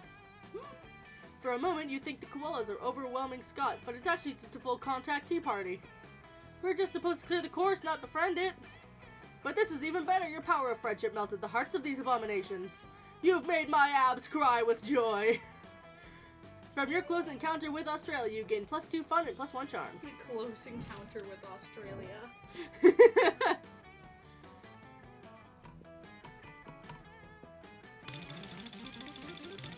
You're going first. Yeah, Australia kind of scares me. Oh, definitely.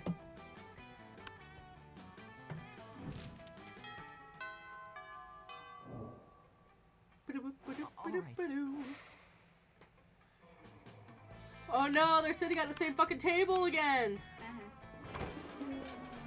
You sit down with Scott and Zoe as Zoe cracks open the tub of where she brought for lunch. You're not sure what's inside, but it sounds like it's screaming. It's true. Australia is scary.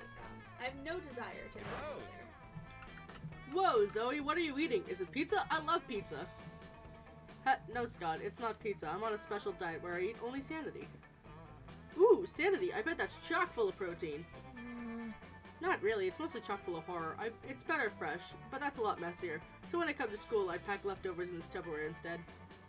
So smart. What does Sanity taste like? Well, you know when you're sucking in the marrow out of ethereal bone fragments harvested from the carcass of a rival deity you've slain? I don't think I've ever eaten a rival deity. Do I have a rival deity? Is it fireworks? I hate fireworks. No. Let's see. Have you ever drunk child's tears filtered through the mother's severed scalp while an orchestra plays a tuneless melody of instruments of flesh? I've had pizza. Is that close? Not really. It's more like cashews. Cashews and shrimp. Oh, cool. I knew it was high in protein. Can I try some? Can I? Well, it's not really for mortals.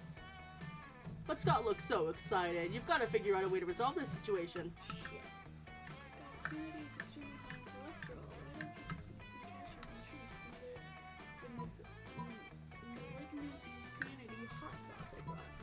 But what if Scott uses this crazy straw? I don't think he should eat it. Oh, oops. Oh no, cholesterol, the original C word. Oops. Also, eating Sanity would cause your brain to invert, mutilating like a thumbless chimpanzee angrily peeling an orange. That sounds sort of bad too, which is why I'm really worried. Sorry. Cashew me, bro. You happily oblige. White cashew shrimp and weaponized hot sauce cocktail coming right up. Oh wow, this food looks like a tiny crime scene. Down the hatch. That's a lot of hot sauce, Scott. Are you sure your mortal mouth can... Oh, bro. My mouth exploded. It caught on fire and exploded. No more mouth for Scott. Damn. No, Scott. I can still see your mouth. But I can't see my mouth. And whose mouth is it supposed to be? Mine. So if I can't see it, it's not real. That's Okay, not dude. how it works. Sorry, can't talk. My mouth exploded, so I don't have a mouth anymore. Scott sits quietly for the rest of lunch period, growing progressively redder and sweatier, while you enjoy a nice time with Zoe. Nice. Sure. I did not mean to do that, but at least he didn't die from eating Sanity.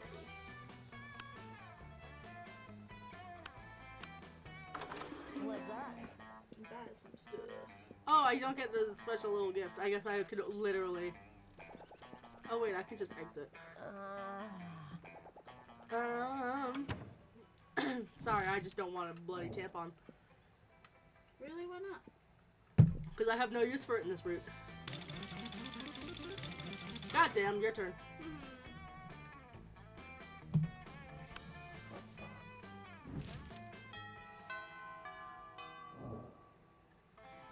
All right. That day, an epic dodgeball match takes place. The match is so intense and both teams are so into it that you decide to raise the stakes by betting part of your charm against the part of the other leader's charm. The commitment amazes your whole team and their spirits are fueled. Finally, you win. Take +2 charm from the other team's leader, and she's now a bit less fabulous. There you are, swiping through potential monster match dates, when you spot Scott pacing and muttering to himself in distress. You can't bear to see someone so adorable in so much pain, so you might as well try and ease it however you can. Bro. Oh, hi there, Yellow. Do you think I'm adorable? Yes. Yes, in fact, you were literally just thinking that. Anyway, the other day I was out in the forest trying to find a quiet place in a large branch to do some pull-ups before the big sports game, when suddenly I was approached by all these talking forest animals. They were pretty big for forest animals, and I've never seen animals that can talk like that. I mean, other than us werewolves, if you're counting us as animals. And they were so fuzzy and adorable. And they said they were impressed by my pull-ups and my muscles, and that I was even more adorable. So the nice little forest animals with giant heads made me their king. Which is really, really flattering. I just don't know anything about ruling. I'm not sure if I'm good enough to be a king. Aw, poor Scott. It's up to you to help him rally. Scott, a good king is a strong ruler. Physically strong. If you could do 100 push-ups, you could be a good king for sure. True royalty has been inside you all along. Why else would your eyes be royal blue? Ooh. Both of the skills are an option. Fair enough. Maybe, I think it's the push-ups one. I wouldn't know. Oh. Strong, but I'm strong. When I heard strong leader before, I didn't know it meant actual normal strong, like Scott strong. I could do 100 push-ups. I could do 200 push-ups. That's double the amount, right? Does that mean I could be double king? Yes. What could that even mean? Does that mean I get super king powers like flying and mind control? Yes. You're not even sure what the logical foundation for that guess was. Or even better, I might get a tiny crown on top of my regular sized crown. What a luxury! Blessed be the day you understand Scott's train of thought. Well, daydreaming about my king powers and tiny crowns before doing 200 push-ups is a bit arrogant of me. I could always ask the furries later. Furries is what I've decided to call those giant furry talking forest animals for short. Mm-hmm. Sure, Scott. Oh no, wait a minute. Thanks for helping me get my confidence back, Yellow. You should come meet my furry friends sometime. Well, you've always wanted to hang out with Scott. Not sure about these circumstances. But it's better than not hanging out at all. You get +2 fun and +1 charm. Sure.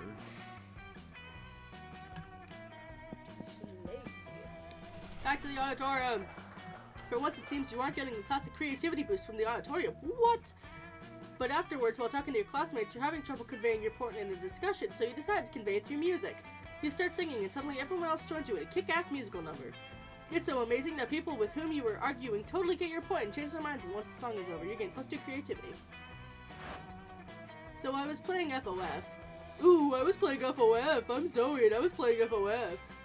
I hope it stands for fuck off, faker, because that's what you are. You're a faker. Fuck, I hate this guy. What? How do you figure, Leonard?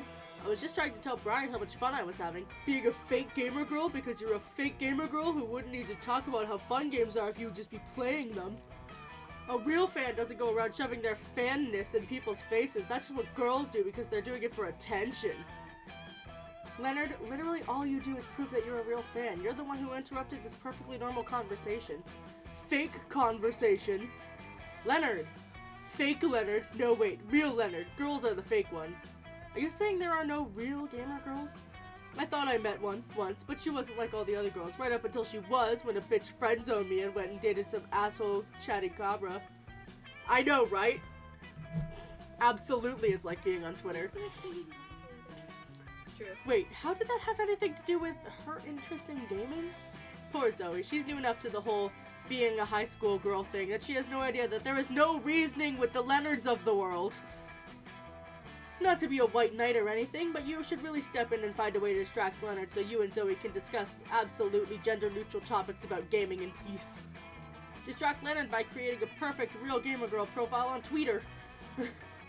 Tell Leonard you heard someone saying there's no wrong way to play video games. Oh. Yes, I've heard that. They were saying every way of enjoying video games is valid as long as it's fulfilling for you personally. What? Who said that? No wrong way to play video games. That's insane. What about casually with friends? That's a wrong way to play video games. What about enjoying them in a way that doesn't shit on other people's enjoyment just because their perspective deviates from yours? That doesn't sound right, now does it? Fucking cucks trying to ruining video games for everyone else. I need to put an end to this rumor right now. Jesus Christ. Wow. Anyway, I was playing OFOF the other day. Zoe gets to finish her story uninterrupted, and you get to learn about her passions and interests. What a delightful way to gain +2 charm and +1 fun. Christ.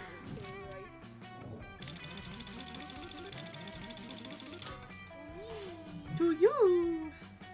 Now all I can think about is that Sonic 02 dub where Sonic calls them all beta cucks. Wow, I'm not a Sakura, gamer, maybe they'll wow. respect me. That just makes you a beta cuck. Have I said that too many times now? Are we gonna get demonetized? Is that a thing? I don't know. Hey, Yellow, you know that feeling you get deep in your 7th stomach? Sure. That tingling when you know the teaser trailer of the next installment of your favorite franchise is dropping in 70 hours, 8 minutes, and 32 seconds? The warm, glowing, this is gonna give me so much fic inspiration even if it's only 10 seconds, feeling of giddy excitement and untapped potential? Honestly, I get that though. Well, that's how I feel about Brian. Amazing. But much like a teaser trailer, I feel like there's so much more I need to know. How do I know Brian's really the monster for me? Help me out here. Picture this scenario, okay? So, I'm out on an epic adventure with Brian, right? And after escaping a near-death situation, we stumble, wearily, sweatily, exhausted, into some well-earned rest at the nearest inn. We're greeted by a gruff, rude innkeeper with the most beautiful butt ever, and before I can fantasize about marrying the innkeeper's butt, he gives us the key to our rooms. But whoops, it's only one key to only one room, the only one left. And it has one bed. Which means that, though this is an unlikely series of events, Brian and I will be forced to share a bed. And there was only one bed. Eee! What would he do? What would he do? What would he do? An excellent question, thrice over, one that deserves an equally excellent answer.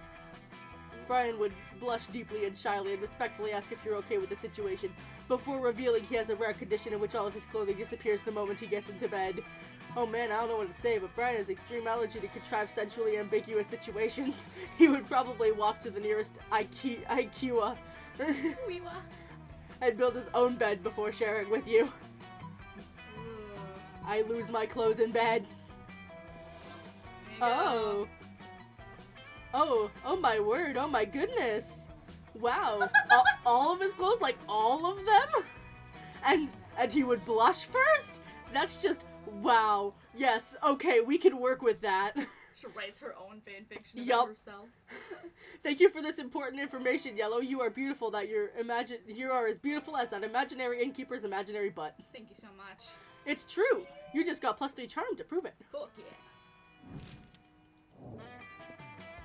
Everyone choose an activity? No. I refuse. I refuse to participate in these prompts. It'd be more fun if there was more than two of us. Yeah. Me first. Rude. All right. Is that my charm's at 10? Why is my smarts at 12? How did that even happen? Your charm's at 20, by the way. 20? 20. I'm not wearing my glasses. I can't read it. Jesus Christ. Is there anywhere you're gonna go? Auditorium. Okay, I won't go there then. Let's go to the pool. That's fine. Enough stats, I think. That day, during recess, you start a half-hour rave that goes full crazy. Fuck yeah. You have no idea how it escalates so much, but at one point there are like 3 people. 3 people. 3 whole people? Could you imagine that? 300 people. Can you believe to learn that there were 3 people at the party? I could never. Someone summons demons from a nightmare dimension. The consequences might distort the fabric of reality itself, but who cares? It's a rad party. Rad party. +2 You fun. gain +2 fun. Woohoo! You're practicing your very best monster mash when you hear the sounds of an argument. Which is so strange in these sacred hollowed halls of education. Sure. LOL, JK, can you imagine? Yellow! Oh, I love Vera's shirt, oh my god. Pretty lady. They made me their king. They deserve the bestest, most wonderful king there ever was. Oh, we're still talking about the furry thing? Yep. Oh god, not the furry thing. And I'm gonna work as hard as I can to be the king, no matter what it takes. Scott, you realize they're not cute little baby animals in need of a king, right? They're furries. I know they're furry, Vera. I'm the one who told you that. No, Scott, they're furries. It's a kink. It is not a kink. It's a lifestyle. Yes. Yes, It could be a Vera. kink, though. It's definitely a kink, but it's not only a kink. Yeah. There are many kinks in my plan. That is why I need to work them out to be the best ruler. Forget it. Excuse me, did you say you need help being a good ruler? I know all about that. Being a king is easy, as Daddy always says. Only live peasants can stage a rebellion. Oh, Miranda, I'm not really sure. Fear is your most important weapon. You said fear is scary before. Your second most important weapon is actual weapons. She can't decide if she is actually genocidal or not. Or she can't tell if she's She can't actually tell. genocidal or not, or accidentally genocidal. Yeah. Torture soup spoons, razor teacups, a knife on fire. You know, the usual. I don't know, Miranda. I appreciate the advice, but I don't think that's the kind of king I want to be. Nonsense. I'll go get you the butter knife shuriken right now. It just seems so unnecessary. There must be a better, kinder way to rule. Right, Yellow? Yeah. I just want them to have a happy time under Scott the First. They've all been so nice to me. They've written me beautiful songs, which are about my adventures. Most of them are the sort of thing I have definitely not done. And they've made amazing drawings of me, which are very generous in their proportions. I just think they deserve the best leader. They made weird Yes. furry hentai of Scott. Yup, Oh. absolutely. Normal rulers make their subjects pay taxes. What if you pay taxes to them? Flag time. You can't rule the kingdom with no flag. Without a flag, it'd be a bunch of flagless people. It's true. Oh, really? You're 120% right. Flags are the best. Let's combine our art powers to create the very best flag ever. You get into an intense art frenzy, which is kind of hot and intimate. Somehow the two of you end up shirtless and sweaty while painting and doodling. After 3 hours of passionate art activity, you put your clothes on again because of decency, but mainly because we don't want to draw a shirtless model for Scott, Why not? and admire your work. Too much hair. Whoa, this is genius. Not really, it's quite simple. It reminds you of something, but you're not so sure of what. I'll show this to my beloved furries. Bye!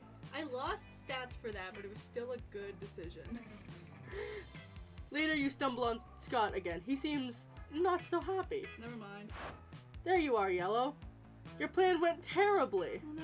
Our flag turned out to be the flag of Switzerland. Jesus Christ. How's that my fault? Oh, that's why the flag rang a bell for you. How is that my fault? We pissed off Switzerland so much they even threatened to abandon their neutral nature to start a war with our kingdom. Jesus. You know we fucked up big time because they didn't even do that during World War II. How does Scott know that? We can't go to war against Switzerland. Our country is like 20 or 30 people at most. I have a gut feeling we might lose a war against them.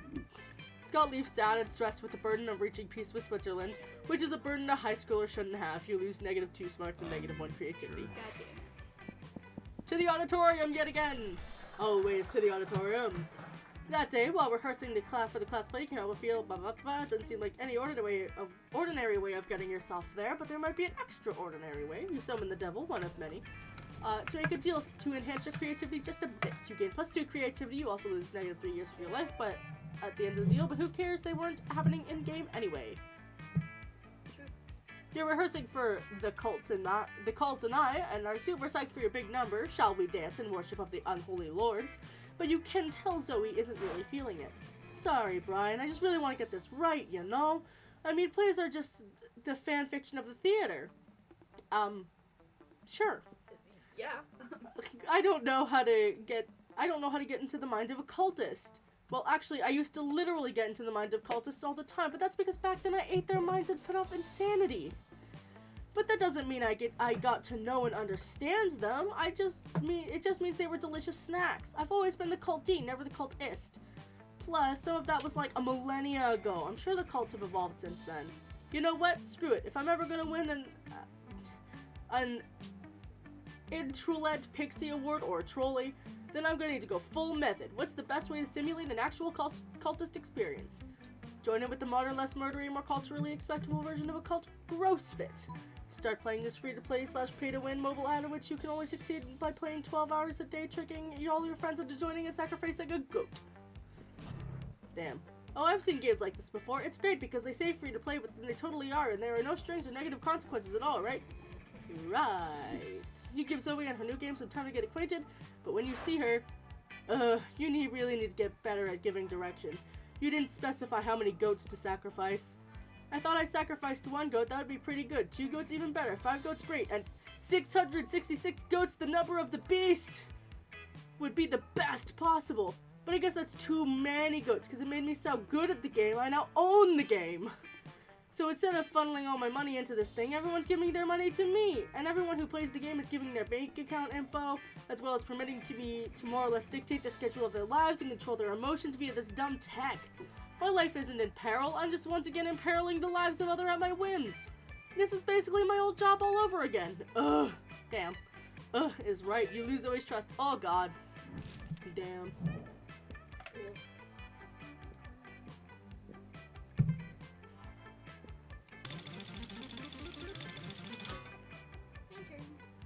First.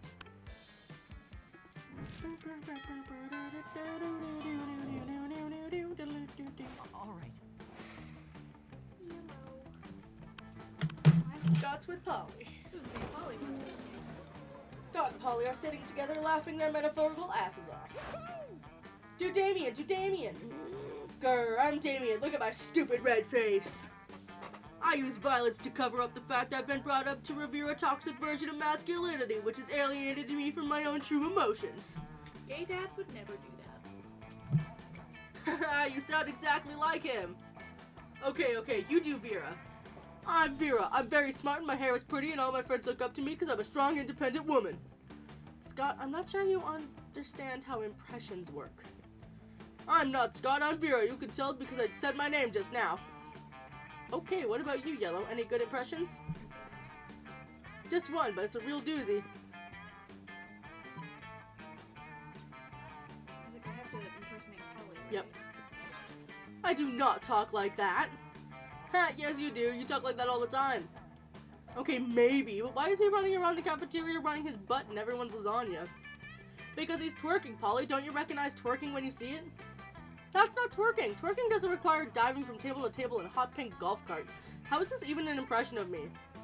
Are you saying you don't wish you were driving a hot pink golf cart putting your butt in people's lasagna right now? Fine, out of my way. While Polly's busy making love to everyone's lunch trays, you enjoy a quiet meal alone with Scott. How romantic. It's not like Zoe and Miranda aren't always the perkiest of gals, but they seem extra perky as they skitter around writing things down in notebooks.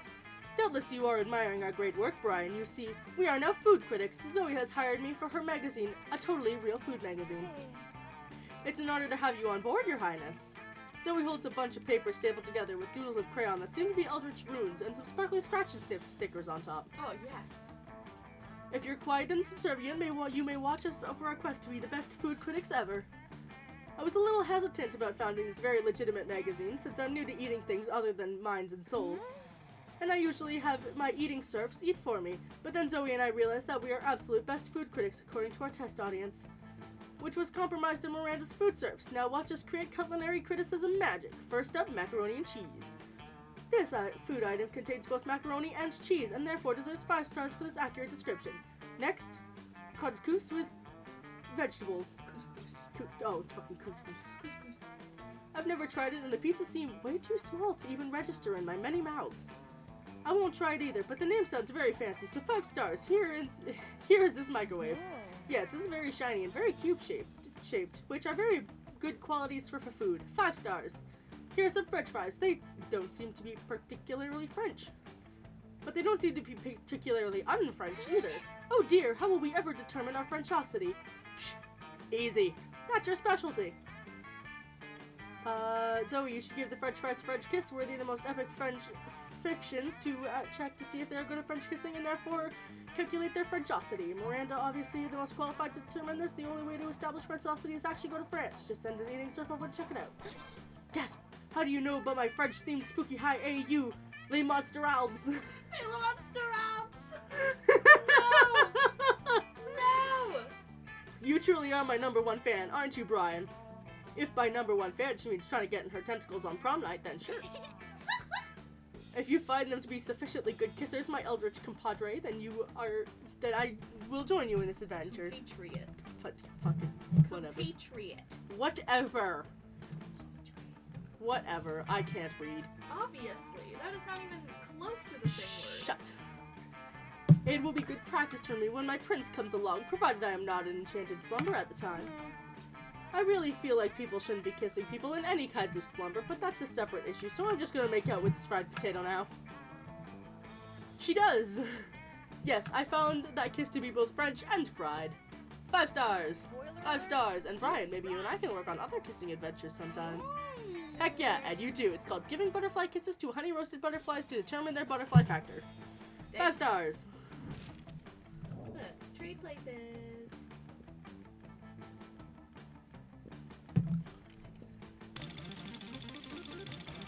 You're first. Huzzah! Almost there. Last one before prom. Woo! All right. Oh my god! My charm is still at 20. You going to auditorium again? Let's go After you skip class and hang out in the bathrooms because you respect no authority. Hell yeah. I guess some people just want to watch the world burn by skipping class and hanging out in the bathrooms. You give 0 shits and gain +2 boldness. Scott catches up with you afterwards, panting in excitement. Hey, bro, I was just thinking today how much I like you, and I want to share my favorite things with you. I thought about sharing my bones with you, but I don't remember where I buried any of them. And then I thought maybe we could go peeing together, but peeing on each other's territory would be wrong. And I don't know how to share the moon, or even where it is right now. So I guess that just leaves my 2 favorite things in the whole world, cheerleading and sports. And since you're not on the sports team, cheerleading it is. Let's go cheer together, bro. What's that? You want to know what we're cheering for? Well, I thought I'd leave that up to you. What should we cheer, bro? What should we cheer for? What should we cheer? We should cheer for a working class. Nothing will aid the rise of pro-levelant like a hearty cheer. Or we should cheer for each other because friendship is one of the greatest sport of all. Yes, yes, we should cheer for each other's cheering, and our cheering will make each other's cheering more cheerful. Scott picks you up and tosses you in the air, but before you hit the ground, he's in your arms, ready for you to toss him. How does that work? Before you hit the ground, he's in your arms. Are you just floating, hovering in the air? Yes. Toss me higher, bro. With friendship, anything is possible. You toss Scott into the air, but somehow the force of your encouragement allows him to toss you again. Are you just You can fly. You fly into space. You crash into the sun. The sun is no match for your love for each other. Damn. I can't tell whether this fire in my heart is me getting burned up by the sun and my love for you. It's probably both. You slingshot around the sun, traveling faster than the speed of light. Fuck yeah. You crashed into Earth 7 days ago, right before the opposing team scored a touchdown in last week's sports game. You obliterate the enemy's quarterback. As we should. Ha! Yeah, cheerleading. Cheerleading indeed. And now you have a whole. Oh no, he's hot! Cheerleading indeed, and now you have an entire extra week to hang out with Scott, which won't be reflected in the game, you time-traveling cheater. You get +2 boldness and +1 fun. I did not mean to time travel back a week.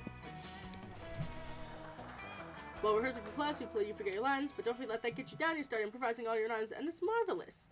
Somehow it enhances the pathos of the play in an unexpected way. And that's saying something, since half of your improvisation is a rap battle against your inner fears. You gain +2 creativity. Zoe bounds up to you, even more in a pep than in her be-tentacled step than usual. Hey Brian, aren't you so excited about the con coming up? Con! I know what you're thinking. Which con? Con, the condiments convention? Con, the con artist convention? Nope, it's Con, the convention for ultimate fans. And I thought maybe we could be ultimate fans together. So I guess what I'm trying to say is, and sorry if this is too soon to ask this, I mean, it's hard to determine the relative appropriateness of brief intervals of time when you've been around for various forms for millennia. But would you want to do a couple cosplay with me? I mean, if you could think of a good enough pairing. Hell yeah, you would, and you know the perfect couple cosplay pairing ever. You suggest the neoliberal system and the unbearable feeling of the void that no material good can give fill? And Garfield.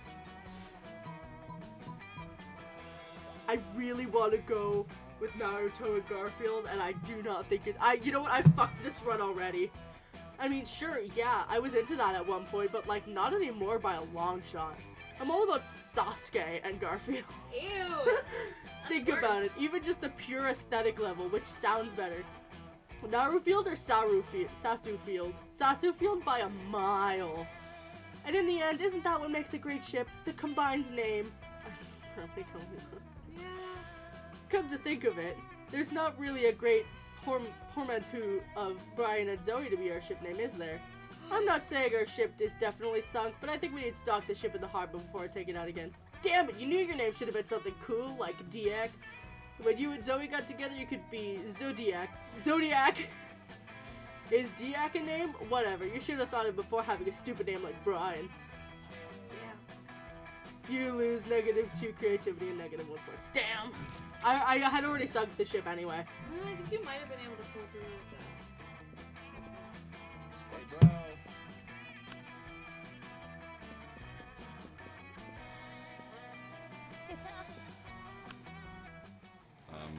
Sure. You're going first. You finally pluck up your courage to ask your beloved to go to Monster Prom with you? Oh, honey, I'd love to. But thing is, you know, Zoe plus Brian doesn't add up in any funny or cool ship names, and everyone knows that's the first rule of choosing a date. So not this time, okay? Call me if by any chance you change your name in the future, though. It's okay. You moved on from this horrible, shameful failure. You became a functional person. Okay, it's the same ending. Nah, you didn't.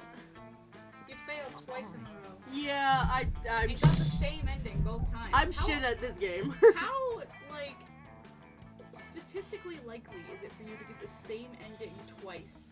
Fuck if I know. In, like, the same, like, in a different run?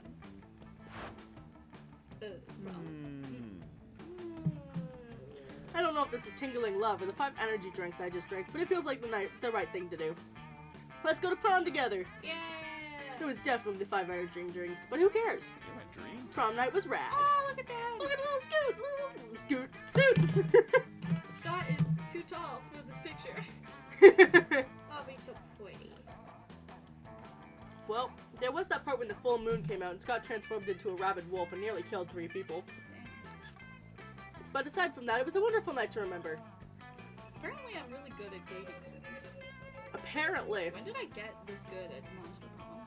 I don't even play it often. I own it, and I don't play it that often. Yeah, that's fair.